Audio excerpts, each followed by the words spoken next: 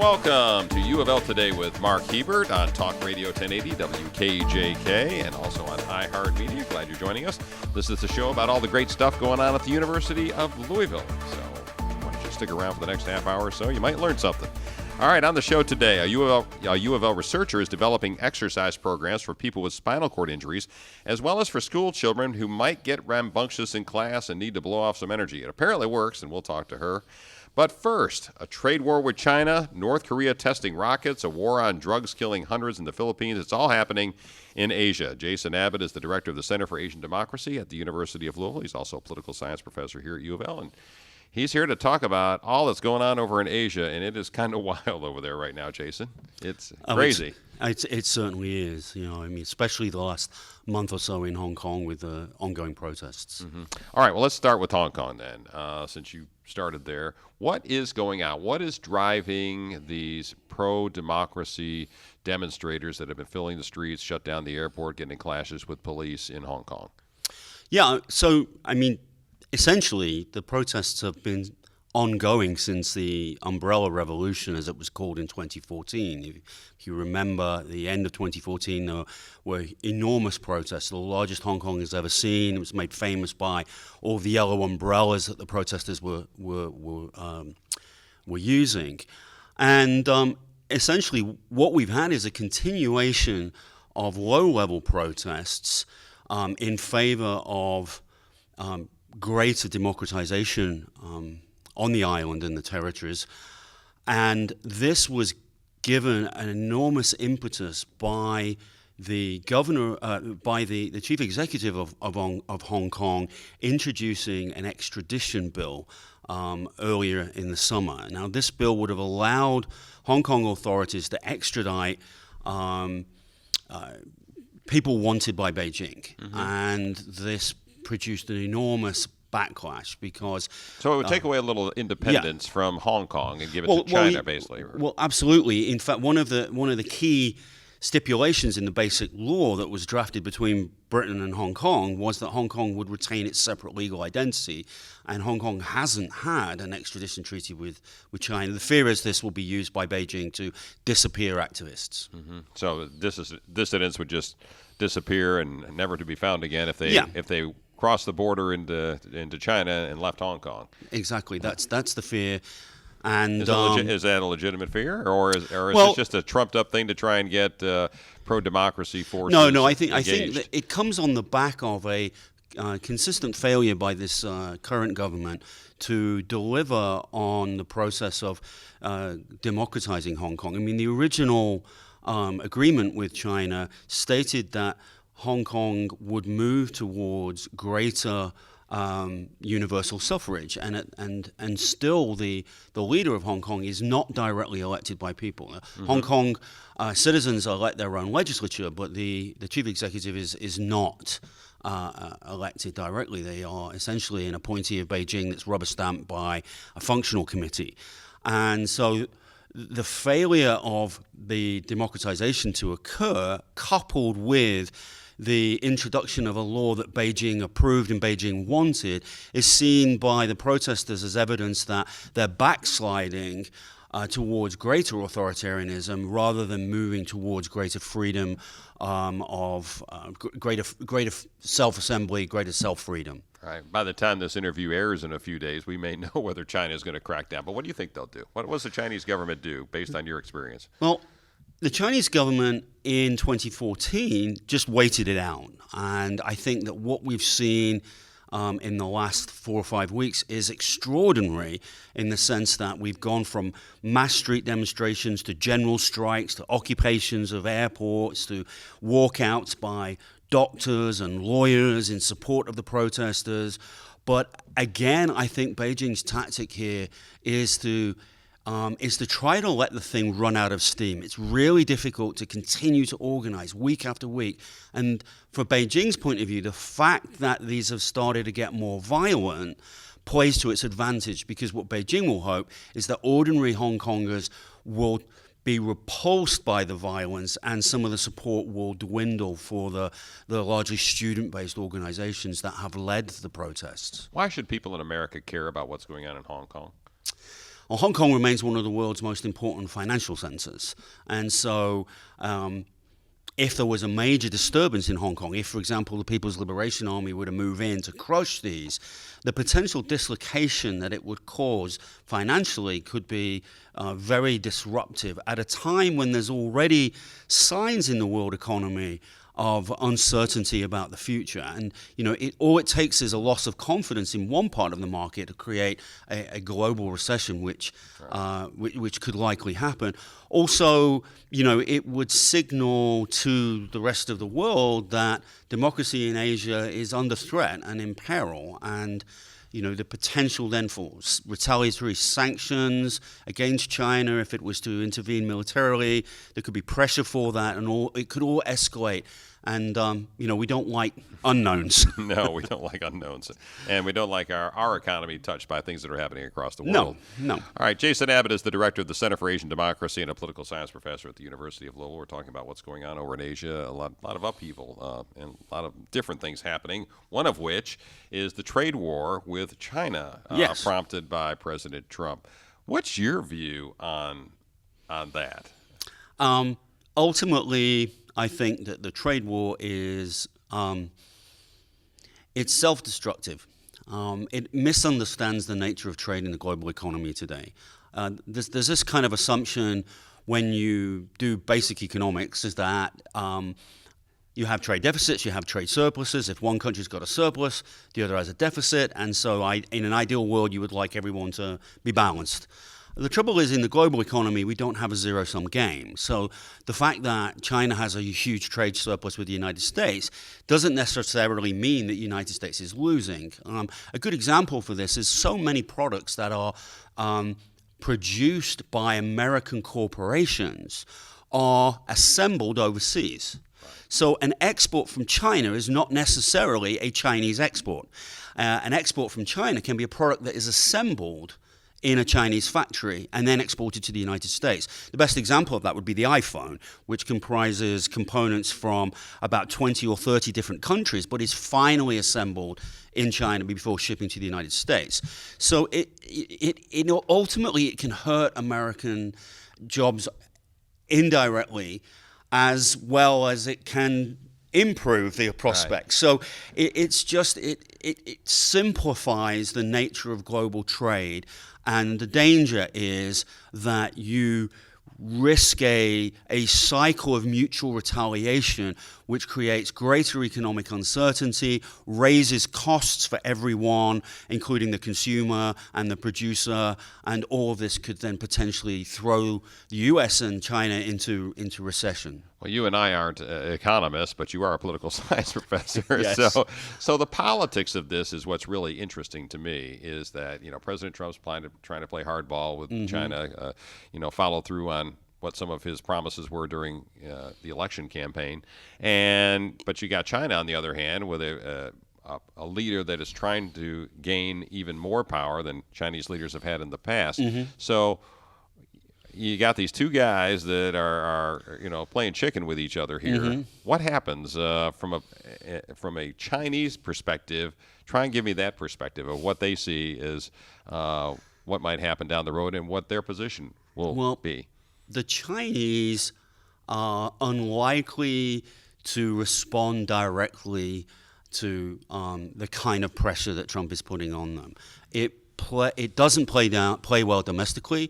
From the Chinese point of view, there's this long historical memory of being subject to Western influence, Western imperialism, and now China is a great power. It stood up. It can stand up for itself. It no longer has to kowtow to foreigners, and so it's not going to, it's never going to step down in a way that would be explicit, because it would be seen as weakness. It'd be seen as weakness in the leadership of the Chinese Communist Party, and it'd be seen as a blow for Chinese nationalism. So there has to be some kind of subtle exit strategy that allows everybody to leave the room without losing face. And I think that it's that nuance that's missing at the moment.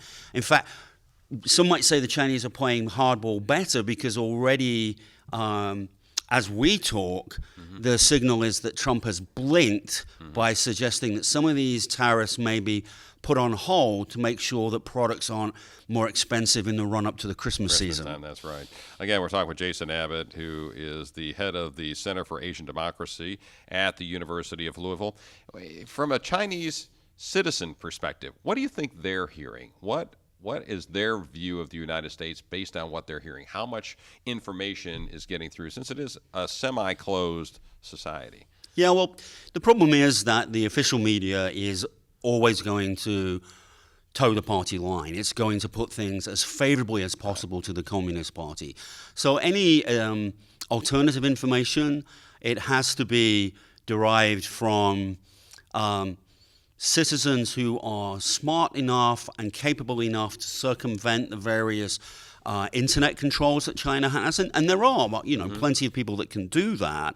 We're talking, hundreds of thousands, but in a country of 1 billion, that's a very tiny segment of the population. Some information will get through via activists online. Some information will get through from foreign tourists. Some information will get through from Chinese students who are studying in the United States and overseas. But I think for most Chinese, they are going to see this as the United States using trade and economics to try to control and contain China, and it will only spur greater support for the leadership and allow the leadership to wave the nationalist flag. And speaking of closed societies, let's talk about North Korea. Okay. The last time I think we talked on the radio, it's probably been a year or so ago, President Trump was getting ready to meet He was, Kim Jong-un. indeed. And we're trying to figure out, well, what does that mean? Because they reached some deal on nuclear. Well, we don't have a deal on the denuclearization of North Korea. From your view, again, from the political standpoint, what do you think's happening? I mean, if anything. Well, nothing really has happened. I mean, agree. you hit the nail on the head. There is no tangible deal. We are not close to a deal. North Korea has suspended nuclear tests, and it has not conducted long-range missile tests since the first talks began, but only through its own choice. There's no legal text or treaty or anything that has committed it to do that. But we've seen in recent weeks a resumption of short-range missile tests. We've had at least 5 tests in the last month or so, of one missile in particular, which is a short-range missile which can evade anti-missile control systems because of it flies so low. And so in a way, what we've got is this kind of curious situation where, the President of the United States says, I got this beautiful letter from Kim Jong-un, which sort of apologizes for the missile tests and says we're still on board with the general view of coming to a great agreement. But on the other hand, the missile tests provide a degree of leverage for the North Korean regime. It says, hey, look, we can still do this. Right. So, and the people of North Korea probably have no idea of what's going on. No, none at all. Again, a very small, select minority of the population, but in North Korea's case, it's more those that are within the elite will have some idea of what's going on, but the population as a whole, no. I mean, they will have seen the meeting, and it will have been sold to the North Koreans as this wonderful opportunity for the North Korean leader to show off his regime internationally. I mean, great flag-waving exercise for him. Yeah. All right, last question. We've only got about 30 seconds left. Should we be worried about any destabilization in Hong Kong, China, the Philippines, North Korea, any of those kinds of things, and its impact on America or the world economy? I think the greatest medium to long-term challenge does remain North Korea, and does remain the threat of a regime that continues to pursue nuclear weapons and missile programs. The threat for the danger with Hong Kong is more that it could destabilize the international economic and financial markets. Right. I would agree wholeheartedly with that. All right. Well, Jason Abbott, have a great semester teaching. Thank you. I hope you have some good students this semester who are ready to go out into the world and be great political scientists. For years, teachers have been trying to figure out how to get kids to be calm, behave, and pay attention in class. Daniela Terson de Paleville is an assistant professor in the Department of Health and Sports Sciences, and she's done research at a Spanish immersion school working on an exercise program for kids while also asking those kids to make presentations about what they learned. Daniela, good to see you. Welcome back. Good to see you. Thank you. We haven't seen each other in a while, right? I know. It has been a All couple of years when we were actually doing this study. At Hawthorne Elementary at School, Hawthorne right? Elementary, we did Minds in Motion, which is a physical activity. We did two components. The first one was yoga versus Minds in Motion, just to see, before school, just to see if that improved attention and kids' behavior in classroom. Behavior Right. and balance and coordination. We found that Minds in Motion, which is this physical activity with gymnastics and trampolines and a lot of fun, has equivalent results than if you were doing yoga and meditation. So actually the kids in Minds in Motion have better academic skills than the kids in yoga. So it's easier for anybody to apply this Minds in Motion program because you don't need to have a qualified instructor. Right. But I think the biggest thing out of that you found was that the kids can get a little rambunctious during the day. They're they're in class all day long. That just taking them out of class for a half an hour to kind of run around the gym for a little while is it's actually good. It doesn't get them all hyped up and stuff. It does exactly the opposite, right? We actually did these two groups before school, and then the following semester after we met here, we did the whole school. So every kid from 2nd to 5th grade were doing Minds in Motion every day for 15 minutes. So they were alternating at different times. And the teachers, which is the most important part that's who you rely on for the information, right? The teacher found that it's feasible to apply in the schools, and it's not like an extra thing that they need to do, and the kids were much calmer. So in reality, they were more ready for go back to work after doing Minds in Motion. And it was only 15 minutes a day. 15, just make clear, not 50, not 50, 15 minutes a day out of the school day. 15 minutes plus the recess, so they wasn't like instead of recess. So they have the recess and they have these 15 minutes, everybody, and they have better academic skill overall, like they were ready. Okay, so the findings out of this study for principals and for teachers is what should they do on a daily basis with the kids in their school? Well, basically let them play more, let them move if possible. I know that Hawthorne now is planning to create a playground based on the Minds in Motion idea. Just basically any type of activity that involves running and climbing and rolling and gymnastics type of stuff are good for your brain and also release that energy. And good for your body, too. Yes. While you're working out a little bit during the day. Why Hawthorne Elementary? Now it's a Spanish immersion school, but why Hawthorne? Well, everything started with an outreach program that I did that is called Physiology Understanding Week or Fun Week. In which I go there and I talk to the kids about physiology and exercise physiology and the different careers. And my goal was targeting a school that has a large minority students and that I can do the program bilingually. So I went there with help of my students and other professors, and we talk about physiology. And then after a while, 4th and 5th graders were invited to do a science fair. And so basically they can do their own research projects, and I mentor them, and we have a big science fair, and it was bilingual. And the results of this experience was recently published in the Journal of Advance of Physiology Education. And my goal in research in general is to make sure that everybody has access to quality exercise in different form.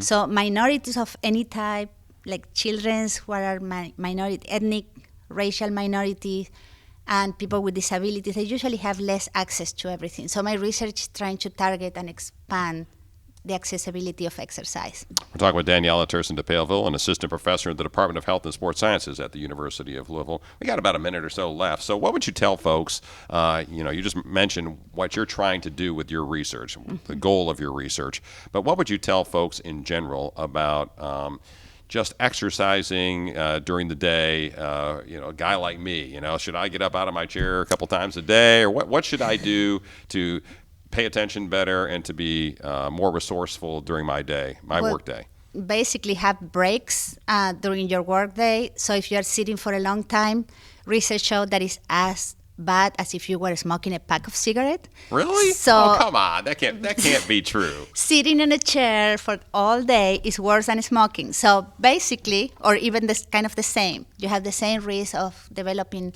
hyperlipidemia, diabetes, obesity. So basically, having more breaks during the day is the ideal. If you can switch to a stand desk, Oh, one of those standing desks? a standing desk, or sitting in a big ball. Right. Or if not, just go for walks, take breaks. That is going to increase the oxygenation of like your blood and your brain. Okay. And All you right. will be more efficient and more productive. So get up and move. Yeah. Do not sit at your desk all day. Don't eat your lunch at your desk. Yeah. Go Just- walking somewhere. At least walk a few times to the bathroom. Yeah. Do something like Walk that. around. Walk around Every the building. hour, like at least a few steps, that will help. UofL Health and Sports Sciences Assistant Professor Daniela Terson de Paleville is now joined by Liz Fust. And Liz is an attorney here in Louisville and the president of the nonprofit group Gathering Strength Incorporated. And Liz and Daniela are both working with the fabulous Spinal Cord Injury Research Center at UofL, and they're going to tell us how and why. So Liz, welcome to our discussion. Thank you. Glad you're here. All right, so you're a local attorney. That is true. All right. I suffered a spinal cord injury in 2006, and so that introduced me to the spinal cord medicine program at Fraser Rehab Institute and the University of Louisville. And so since that time, I've been involved in volunteering, fundraising, promoting programs that will support the spinal cord medicine program and the other programs that serve people with disabling conditions down at Fraser. And Daniela and I have been working on some projects that we think will make a tremendous impact on the lives of people who have spinal cord injuries here and throughout the country. Right, and you're in a wheelchair. We should point out to folks Correct. who are listening on the radio. Right, so, right. So you're talking about exercise programs, I think, right? That's right. That we're talking about. All right. Well, Daniela, what are some of these things that you're trying to get into the lives of these folks with spinal cord injuries? Okay, basically, research showed that exercise is critical to maintain a healthy life in people with spinal cord injury. And unfortunately, the opportunities are very limited. So it's not like Liz or somebody in a wheelchair can go to any gym and exercise. So you need qualified trainers, you need qualified equipment, accessible spaces. And so basically what we are trying to do is see if we can first see what are those barriers to access to quality physical activity here in Louisville. Second, we want to start doing interventions to target mostly pulmonary function and well-being. So we are going to start with the group exercise yoga.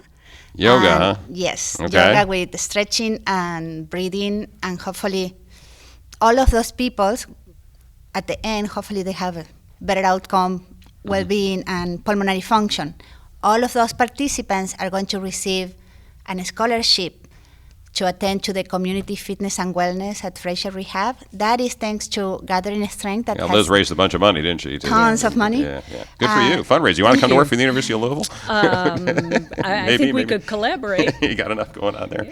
Well, what are some of the things, Liz, related perhaps to your injury that are causing you health problems that might be helped by coming up with some sort of exercise program, some sort of targeted physical activity?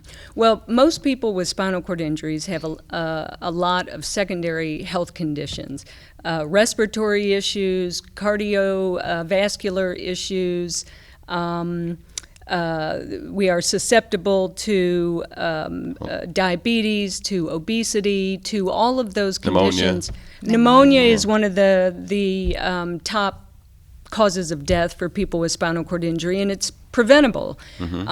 These issues, whether it's risk factors that lead to cardiovascular problems, respiratory problems, or say problems with diabetes, can be ameliorated with exercise, just like in the non-disabled population. So for me, also, I use the Community Fitness and Wellness Gym at Fraser Rehab Institute, and it is an accessible gym. So wheelchair accessible cardiovascular equipment, strength training equipment, and also some therapeutic exercise interventions that you can find nowhere else. So for me, it keeps me stronger.